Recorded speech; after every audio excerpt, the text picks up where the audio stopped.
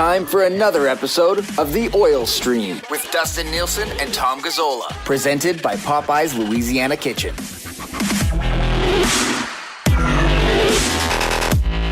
Hello, everyone, and welcome to a Friday episode of The Oil Stream. It's Nielsen Gazzola, brought to you by Popeye's Louisiana Kitchen, DoorDash, Skip the Dishes, Uber Eats at all of their locations. 7 of those locations right in Edmonton, 12 in the surrounding area. Pick up that Popeye's chicken sandwich. D-Cards 35 already in the comments and says, you two are a sight for sore eyes. How's that feel on a Friday, Tommy? That's a 73% confidence boost. Thank you, D-Cards. Always appreciate it. And keep the conversation going. I love it. Thank you. That makes Positive Friday that much better. This is going to be an incredible episode now. Really, just that boost is big for both of us. And the Oilers could have used a boost last night, actually, as well. What was the post game like last night, Tommy, on TSN 1260? You know what? I'm pleasantly surprised with the level of understanding in general from our listeners and Oilers fans this year, because now I think it's starting to click in their mind that, all right, this team is pretty good, actually. And yes, tough nights do occur. And yes, from time to time, you will lose a game to your provincial rivals. So there are a few upset, but less than I was expecting. And more so that kind of just like through their text talked it out and reasoned with the loss.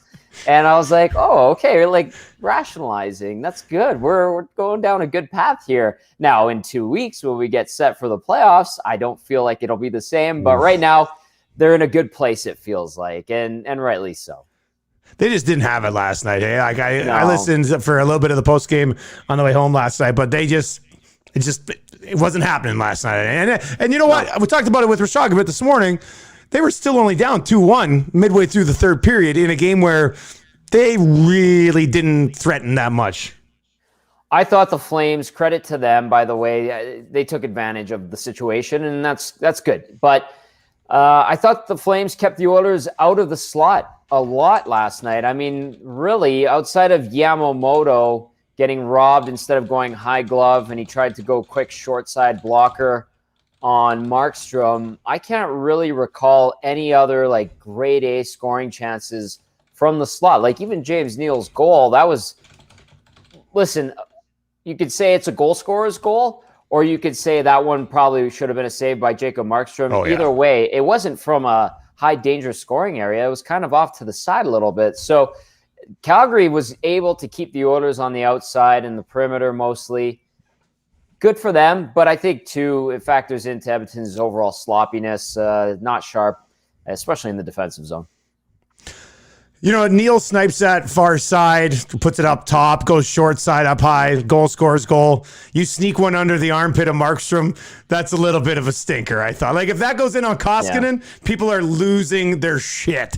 Yep. But it didn't. It went in the other way. But with that being said, pretty big goal for James Neal. I don't know where you're going with the Ken Morrison question of the day, so I don't want to steal that thunder, Tommy. Should we just get to it and then maybe come back around to the game, or what do you think? I want to talk a little bit about Draisaitl last night. Is that going to steal the question at all?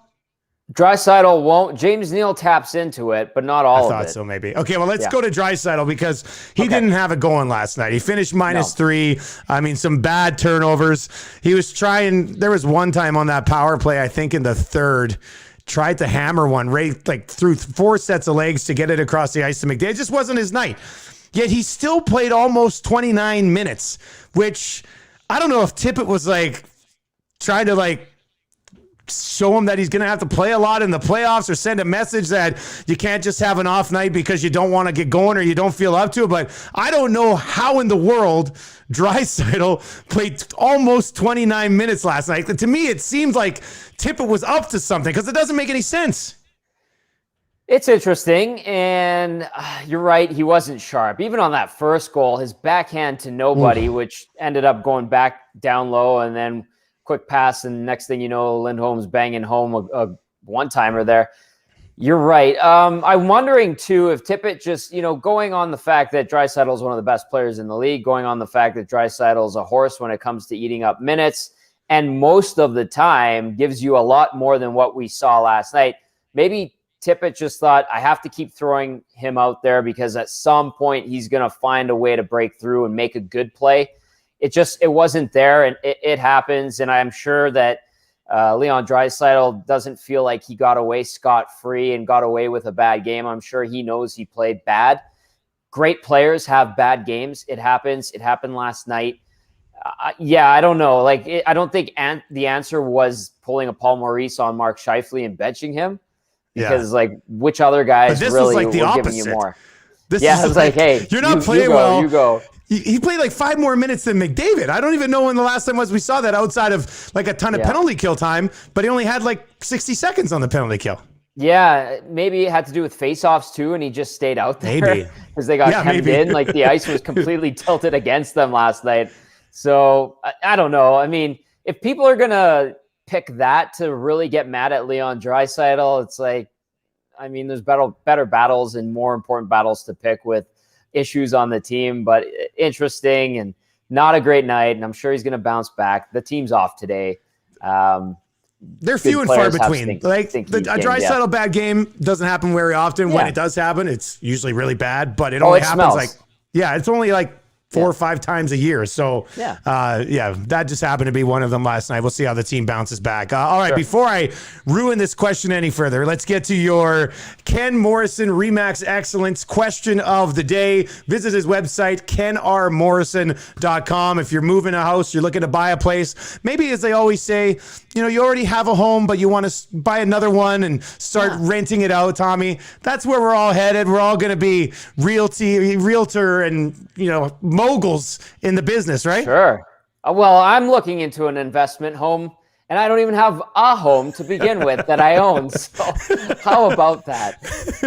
Ken's my guy when I finally pull the trigger on that, though. Has to be. Absolutely has to be. He knows it. Yeah. All right. You can find him on Twitter at Ken Morrison as well, but check out his website, www.kenrmorrison.com. And if you are actually going to list your place, go to him. He'll take care of you. Tell him we sent you. That would be excellent.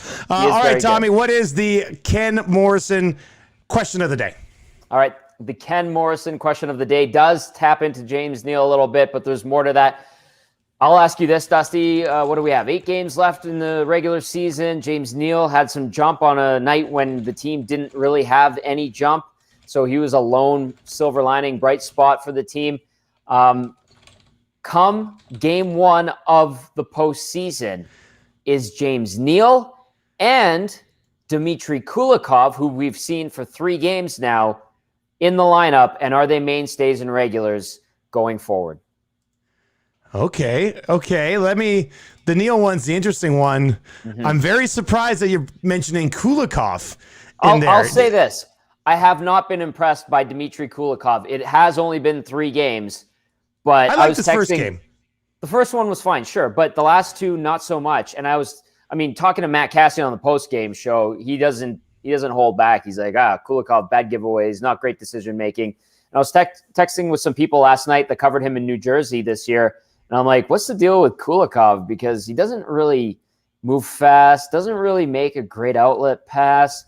They're like, well, he is at his best when he's invisible on any given night. That means he's having a good game. And when he's bad, he's really bad and noticeable. And then they also chimed in with teams with speed seem to be too much for him to handle. Okay, that's interesting. I do think he'll be in. I do think he'll be there night 1. The Neal one, prior to last night, I would have said no chance, especially if they're all healthy. Last night was the first time all season. I know he had that 2-goal game against Ottawa, but last night was the first time all season where I thought, okay, maybe James Neal does factor in with this group. But when they're healthy, that would mean either Cassian doesn't play. Although we're not projecting Cassian to be there for night 1 of the playoffs anyway, right? So, So I'm ignoring Cassian then at this point, right? So we're just looking at would it be okay? And are you really putting Ennis in? Are you putting Ennis in for the playoffs? Well, you can't if you haven't put in Ennis in forever at this point. Like, I think Dave Tippett talked about it last night. Like they're ramping up James Neal here a little bit. It seems like Neal's been through, had the COVID issue, had been banged up a little bit. And other times it's almost like they've been saving him. And now they're like, okay, we're going to ramp you up. We're going to give you 10 games and we're going to try to get the best we possibly can from James Neal when it matters the most, which might not be the worst idea in the world. So I don't know if I threw this out this morning on my show or not, but I'm going to lean towards yes. Just because he's a veteran guy, I think Timpett will lean on him over maybe a Gaetan Haas on the left side. If you decide to, if Kara can go, I think Kara, Chason, and Neal, we saw it last year, could make sense again. Tommy, I'm wondering what happens if the ramp up continues here? It actually goes well. Does it ramp all the way up to McDavid and Jesse Puljujärvi? I totally think that that's possible. Honestly, I really do, especially if we know he's not the fleetest of foot. We know he's not the best skater. But one thing that James Neal has done well throughout the course of his career is find a way to get to the right place at the right time and take advantage of his opportunities. He did it last season. He was good in the bubble when the Oilers were actually in it. And now you're starting to see, especially with last night's performance, that maybe he is getting back to, let's say, normal. He also did a really good sell job in his post-game interview telling people, yeah, I'm good. I'm feeling much better. I dealt with a lot of crap before, was not completely healthy. So, he's a vet. He knows what he's doing. He's trying to get the attention of the coaches via the media, telling the media he's feeling good. So we asked the questions to the coaching staff. Hey, what about James Neal? Like, there's a roundabout way of doing it. It's a bit of a game. And, I kind of floated it out there to you the other time is, could that end up being where he gets slotted in and that's his pocket where he plays and he might get some power play time? The guy's been to a couple of Stanley Cup finals and not long ago. The guy's been a 20-goal scorer consistently throughout his career except for the 1 year in Calgary. He probably would have hit 20 last year if the season wasn't abruptly ended either. He's got a track record for showing up at big moments. So I think the window of opportunity is there for him to end up being top line left wing, albeit 5-on-5, probably just for 2 periods of a game. Because let's be honest, Dave Tippett likes to stack up those top 2 lines by the end of the game, especially if they're down. It's the Ken Morrison question of the day, and it was a good one, Tommy. And I want to continue. I want to continue the conversation here just on Neal as it pertains to a McDavid and Puljujärvi line, because I was talking about it this morning on the smash hit Nielsen show. Jesse Puljujärvi as a long-term fit on McDavid's right side. And the discussion kind of came around to what that ideal McDavid line looks like. And the ideal McDavid line is McDavid in the middle. The guy with Jesse Puljujärvi's skill set, big, moves well, can bang things in, can finish a little bit himself, has that offensive instinct and is good defensively, which he has proven. Yeah. Even I didn't expect him to be as good defensively as he has been this year. So that's kind of like your big, massive Finnish Swiss Army knife on the right side. And then in an ideal situation, you got a one-shot scorer on the other side. And right now, when you look at possible options, if Nuge, Yamo, and Draisaitl are going to stay together, as far as one-shot scores go, James Neal might be your best option in that role. I don't even think I'm exaggerating at that point. No, and I know a lot of people and fans will say, can't get Dylan Holloway up here soon enough. Get Ryan McLeod on that left wing. And you go, okay, tap the brakes. First of all, one guy has never played a pro game. The other guy is into his second pro season. And wait a sec, give it some time. And then you're going up against a guy that's been in the league for a dozen years, and he's had a multiple or 10, 20 goal seasons. So, you want to give your young guys some time. And when it comes to James Neal being that ideal fit with what you got right now, that might be the best option of Dusty, quite honestly. What is the perfect McDavid line combination? Because we know that what is the perfect line combination for Sidney Crosby? He had Chris Kunitz on his line for a number of years. Jake Gensel, Connor Sheary, guys where you're like, oh, okay, I guess. So it's not like There's always the perfect trio out there with these elite superstars. But if Jesse Puljujarvi on the right side can be that good match and that good fit, the Curry to the Gretzky, if you will, to bring it closer to home for a while, then fine. And then you can just keep it a rotating cast of characters on the left side like it has been. And there is a precedent there with other elite superstars around the National Hockey League over the course of the last dozen or so years too. Tommy, one more place I want to go today, and that is, it seems like anytime there's a loss, Dave Tippett gets hammered by some people. It's like they're just waiting for a shot to rip on Tippett and his lineup, his lineup changes and his lineup tweaks. Yeah. And the Oilers are a really good hockey team. And yeah, Connor McDavid's a huge part of that. But a massive, massive part of it. But Dave Tippett and his coaching staff, I think, have done a really, really good job. So, after the game last night, I'll post my quick 3 thoughts. And I drive home, get home, kind of hop on Twitter and see the replies. And there's like 5 or 6 people in there that's just like, well, Dave Tippett's ruining this. Like, Dave Tippett doesn't know what he's doing with this lineup. And I'm like, why are, like, I just feel like people can't accept being happy or being on a good team. Like, they're always looking for the Oilers win, and it's like, wow, Tippett can't play shore anymore. Like, he's done. You got to get Ennis in there. Tippett doesn't know what he's doing, and I think he does. I think Dave Tippett knows what he's doing, Tommy. Probably. I mean, considering he's been a head coach in the NHL for the last 14 or 15 years, he's won a Jack Adams Award. I would say, yeah, he probably knows what he's doing for the most part. Listen, there is a faction of the Oilers faithful that is never satisfied, and I don't think that that's going to go away. I think that part of it might be the decade and a half of darkness that has tainted them to a certain point where, like, when there is success, they really don't know how to embrace the success or to process it and take a look at the big picture, because it's always so micro-focused on certain elements, and one little thing in a loss sets them off and they just explode. And then, as I like to joke, in a city or metro area of 1.3 million people, we have at least 500 to 600,000 head coaches in this city that clearly know better than every other NHL coach in the National Hockey League. All 31 of them, soon to be 32. Congratulations, Seattle. You're officially a member of the National Hockey League. But you got the smart asses out there that know better. And listen, we're no better than them, because there are times where we're doing the same thing. Actually, we do it a lot too. So it's just, I have learned to take it with a grain of salt, as I'm sure you have too. But I still say to Hernan at the end of some post-game shows, I go, who hurt these people? Like, why are they so upset about a loss when in the grand scheme of things, it doesn't really matter? And then why do they hone in on one little thing that probably isn't really an issue? And Dave Tippett's become a whipping boy for some. And I think a lot of it goes back to what happened in the bubble.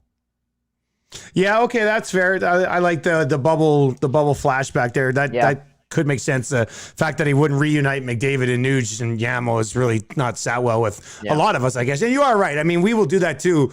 I just find it like after a win, like when they win and you hop on Twitter and people are like, oh yeah, they won. But Tippett's got McLeod playing with 2 bums, 2 guys who should be in the American Hockey League. I'm just like, let's just let Tippett handle this thing. They're on the verge of being a pretty dangerous team in the playoffs. So it's a weird vibe right now, and none of us are used to this. This is going to be interesting to see how we all continue to adjust, Tommy. All right. What time your pregame show tomorrow? What do you get going? 6:30. Hey, one last note about like handling the success. It's like Ricky Bobby. Like, I don't know what to do with my hands. What do I do with my hands? That's some Oilers fans with wins. Yeah, exactly. I don't know what to do with them. I have all this pent-up rage from years and years of losing, but they won. What do I do with this rage? I know. I'm going to rip someone on the text line on the post-game show. It's going to be amazing, the playoffs in this market. It's going to be awesome because you're going to go into it with some expectations, and they could live up to some of those expectations depending on how wild and crazy they are. And it's just going to be incredible for all of us in this market. So it's going to be fun. There's no doubt about it. 6:30 tomorrow night, set up for another Battle of Alberta with the Don Wheaton and White pregame show. And then I guess a late postgame for you guys tomorrow night.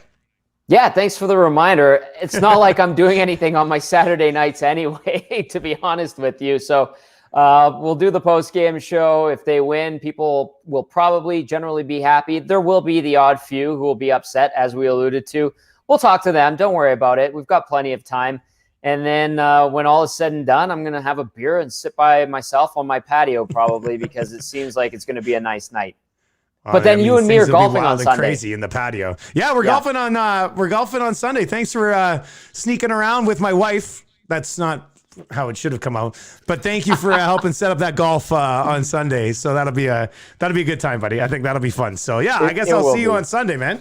Yes. Also, a big thank you to Murray McCourt, who hosts the VIP Golf Show on our station on Sundays. Murray is out at the ranch, and he was kind enough. As soon as I said it was for your birthday, you know, Murray, he's such a good guy. He's like, no problem. We got you. Yep. What a guy. That is terrific. Thank you very much, Murray. By the way, his show back on Saturday. That's right.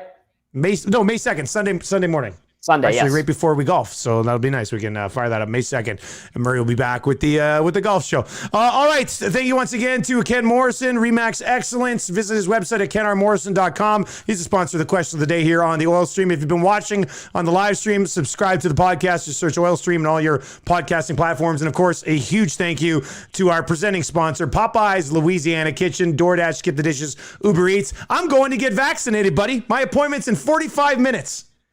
I am envious of you. I'm very happy for you, and I can't wait to get vaccinated too. I just want to go back to normal. I hope you're okay. Hopefully they give you a lollipop because I know it might sting a little bit.